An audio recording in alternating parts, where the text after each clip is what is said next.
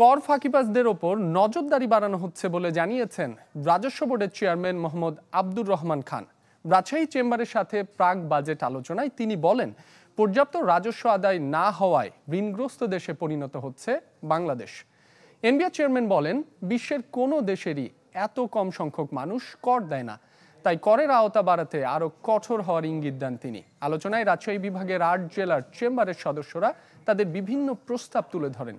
পিছিয়ে পড়া অঞ্চল হিসেবে রাজশাহীর জন্য বাজেটে বিশেষ বরাদ্দের দাবিও জানানো হয়। অনুষ্ঠানে সভাপতিত্ব করেন রাজশাহী চেম্বার অব কমার্সের সভাপতি মাসুদুর রহমান রিঙ্কু।